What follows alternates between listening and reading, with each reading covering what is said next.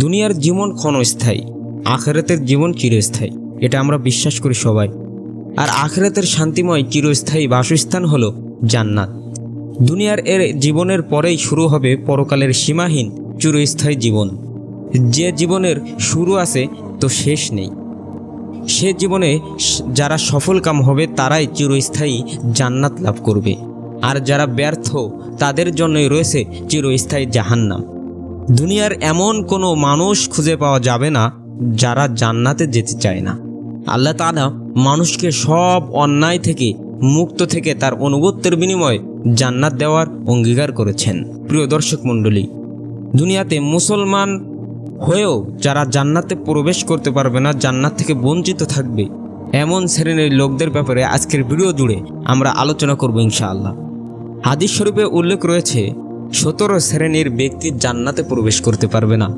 অর্থাৎ 17 শ্রেণীর মুসলমান, যারা মুসলমান হওয়া সত্ত্বেও যারা জান্নাতে প্রবেশ করতে পারবে না। প্রিয় দর্শক মণ্ডলী, যে 17 শ্রেণীর ব্যক্তি জান্নাতে প্রবেশ করতে পারবে না তার 1 নম্বর হলো হারাম খাদ্য ভক্ষণকারী জান্নাতে প্রবেশ করবে না। যে দেহ হারাম দ্বারা লালিত পালিত হয়েছে তা জান্নাতে প্রবেশ করবে না। সুনানে বাইহাকি হাদিস নং 5520 নম্বর হাদিস। দ্বিতীয়ত, আত্মীয়তার সম্পর্ক ছিন্নকারী জান্নাতে যাবে না। আত্মীয়তার সম্পর্ক ছিন্নকারী ব্যক্তি জান্নাতে প্রবেশ করতে পারবে না।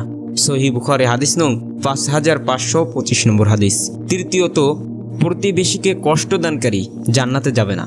যার অত্যাচার থেকে প্রতিবেশীরা নিরাপদ নয় সে জান্নাতে প্রবেশ করবে না। সহিহ মুসলিম হাদিস নং 66। নাম্বার 4, মাতা পিতার অবাধ্য সন্তান, দায়ুস ও পুরুষের বেশ ধারণকারিণী জান্নাতে যাবে না। রাসূলুল্লাহ সাল্লাল্লাহু আলাইহি ওয়াসাল্লাম ইরশাদ করেছেন, মাতা পিতার অবাধ্য দায়ুস অর্থাৎ যে ব্যক্তি তার স্ত্রী, বোন প্রমুখ অধীনস্থ নারীদের বেপরদা চলাফেরার বাধা দেয় না এবং পুরুষের বেশ ধারণকারী মহিলা। মুস্তাদরাকে হাকিম হাদিস নং 226। নাম্বার 5, অশ্লীল ভাষী ও উগ্র মেজাজি জান্নাতে প্রবেশ করবে না। আবু দাউদ হাদিস নং 4168। নাম্বার 6, অধীনস্থদের ধোঁকাকারী শাসক জান্নাতে যাবে না। মুসলমানদের উপর প্রতিনিধিত্বকারী শাসক যদি এমন অবস্থায় মারা যায় যে সে তার অধীনস্থদের ধোঁকা দিয়েছে, তাহলে আল্লাহ তাআলা তার জন্য জান্নাত হারাম করে দিবেন। সহিহ বুখারী হাদিস নং 6618। নাম্বার 7, অন্যের সম্পদ আত্মসাৎকারী জান্নাতে যাবে না। যে ব্যক্তি কসম করে কোনো মুসলমানের সম্পদ আত্মসাৎ করে আল্লাহ তাআলা তার জন্য জাহান্নাম ওয়াজিব করে দেন এবং জান্নাত হারাম করে দেন। এক ব্যক্তি বললেন, ইয়া রাসূলুল্লাহ, যদিও সামান্য কোনো জিনিস হয়। তিনি বললেন, পিলু গাছের একটি ছোট ডাল হোক না কেন। সহিহ মুসলিম হাদিস নং 196। নাম্বার 8, খোটা দানকারী ও অবাধ্য সন্তান ও মদ্যপ জান্নাতে যাবে না। উপকার করে খোটা দানকারী, সুনানে নাসাইয়া হাদিস নং 5577 নং হাদিস। প্রিয় দর্শক মণ্ডলী, নাম্বার 9, চগলখোরে জান্নাতে যাবে না। সহিহ মুসলিম হাদিস নং 151। নাম্বার 10, অন্য পিতাকে যে নিজের পিতা বলে পরিচয় দেয় সে জান্নাতে যাবে না। যে ব্যক্তি জেনে শুনে নিজেকে অন্য পিতার সাথে সম্পর্কিত করে অর্থাৎ নিজেকে অন্য পিতার সন্তান বলে পরিচয় দেয় তার জান্নাত হারাম। সহিহ বুখারী হাদিস নং 6269 নম্বর হাদিস। নাম্বার 11, গর্বকারী অহংকারী জান্নাতে যাবে না। যার অন্তরে অনুপরিমাণ অহংকার রয়েছে সে জান্নাতে প্রবেশ করবে না। সহিহ মুসলিম হাদিস নং 131। নাম্বার 12, রাসূলুল্লাহ সাল্লাল্লাহু আলাইহি ওয়াসাল্লামের নাফরমান জান্নাতে যাবে না। হযরত আবু হুরায়রা রাদিয়াল্লাহু তাআলা থেকে বর্ণিত, রাসূল সাল্লাল্লাহু আলাইহি ওয়াসাল্লাম ইরশাদ করেন, আমার সব উম্মত জান্নাতে যাবে, কিন্তু সে ব্যক্তি ব্যতীত যে জান্নাতে যেতে অস্বীকার করছে।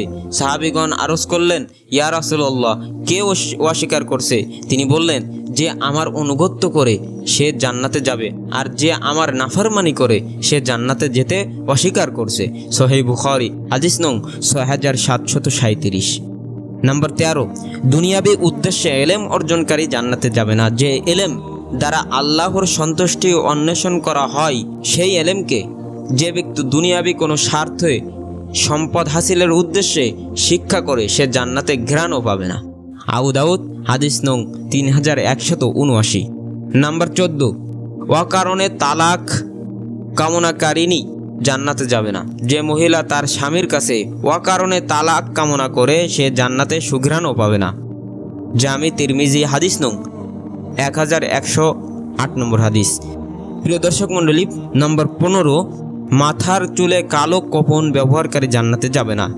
শেষ যুগের কিছু লোক কবুতরের সিনার ন্যায় কালো কফন ব্যবহার করবে, তারা জান্নাতের ঘ্রাণও পাবে না। সুনানে নাসাই হাদিস নং 4988।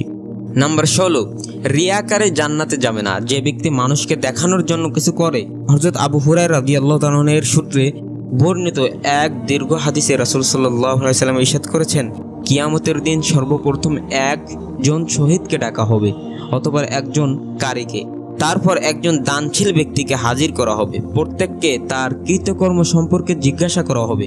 অতঃপর শহীদকে বীর বাহাদুর উপাধি লাভের উদ্দেশ্যে জিহাদ করার অপরাধে, কারি সাহেবকে বড় কারীর উপাধি ও সুখ্যাতি লাভের জন্য কিরাত শেখার অপরাধে এবং দানশীলকে বড় দাতা উপাধি লাভের নিয়তে দান সাদকা করার অপরাধে উপুর করে জাহান্নামে নিক্ষেপ করা হবে। সহিহ মুসলিম হাদিস নং 3527 নম্বর হাদিস। নাম্বার 17, যে ব্যক্তি কোনো ওয়ারিসকে তার অংশ থেকে বঞ্চিত করলো, আল্লাহ তাআলা তাকে জান্নাতের অংশ থেকে বঞ্চিত করবেন। সুনানে ইবনে মাজা হাদিস নং 2694 নম্বর হাদিস। প্রিয় দর্শক মণ্ডলী, মহান আল্লাহ সুবহানাহু ওয়া তাআলা আমাদেরকে উক্ত 17 শ্রেণীর লোকদের থেকে আমাদেরকে বেঁচে থাকার তৌফিক দান করুন। আমিন।